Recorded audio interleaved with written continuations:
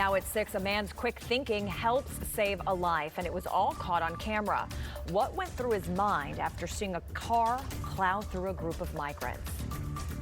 Ready to fight back, the message from the owner of Moses Roses' hideout as the city works to condemn the downtown bar. Our top story tonight, the U.S. is just hours away from the end of Title 42. All along the border from Texas to California, migrants are gathering, waiting and hoping to make their way into the United States. This is near the El Paso border. This morning, more than 28,000 migrants were in Customs and Border Protection custody. On Tuesday alone, U.S. border officials encountered more than 10,000 migrants. And this was the scene today along the border of Matamoros and Brownsville.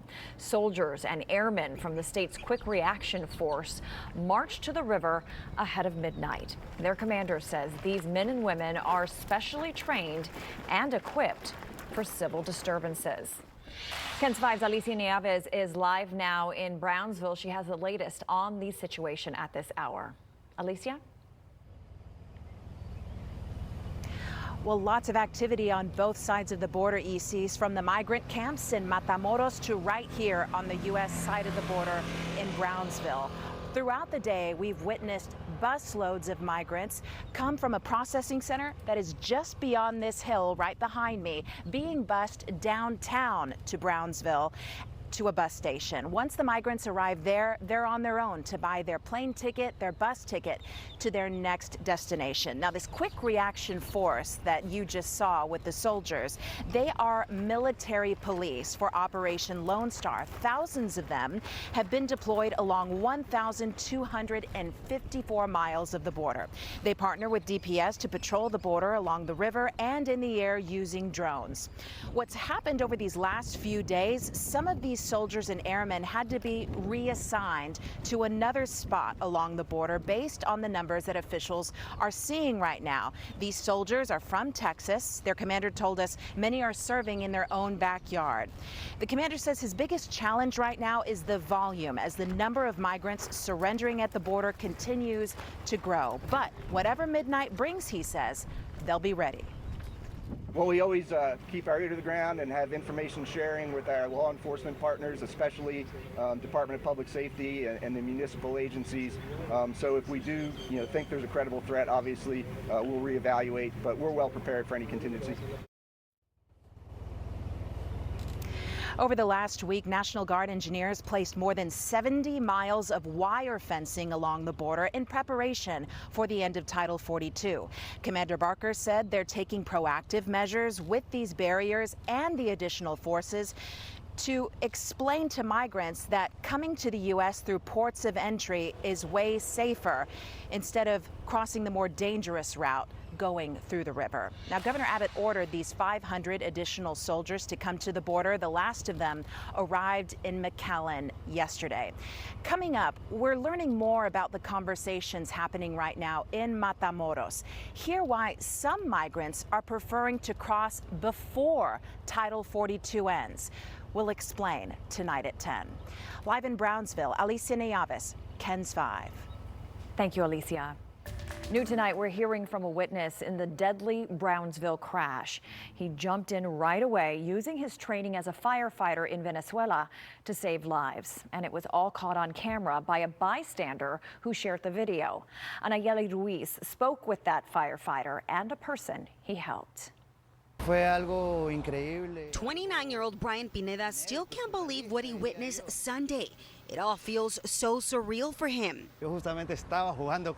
He said he was standing here at the corner and heard the car's motor. He turned around just in time to see the impact. He says after the crash, his reaction was to see what was going on. And when he saw the magnitude of those injured, he quickly jumped into action. His instinct as a firefighter from Venezuela was to help a man who lost his leg. He was scared he was going to bleed out, so he made a tourniquet with the victim's shirt. He says he started helping other victims, checking for pulses. Fortunately, minutes later, paramedics arrived and began transporting patients to the hospital, including the man who lost his leg, Gabriel Gallardo. Over voice messages, I spoke to him and he says he remembers waiting for the bus. And the next thing you know, he was yelling at his friend because his shoes were hurting him. But he told me he's grateful Brian was able to help him. Without him, he doesn't think he would have survived. Es que yo podía haber sido. He feels lucky he wasn't standing at that bus stop, and lucky to be at the right place at the right time to help others in need. That was Anayeli Ruiz reporting. Meantime, Brian says he hopes he can continue helping others here in the U.S. As for Gabriel, he's still in the hospital recovering from his injuries. New details tonight on the battle over Moses Roses' hideout. The bar is the lone business still standing in the way of building the new Alamo Visitor Center and Museum. Now, the city of San Antonio has filed a condemnation petition.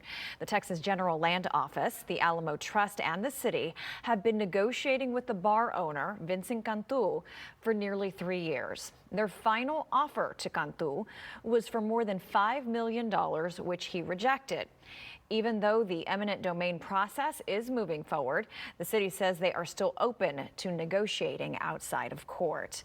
Now, we reached out to Cantu's attorney. They issued a statement saying, quote, "The city of San Antonio has picked this fight and we intend to fight them back every single step of the way."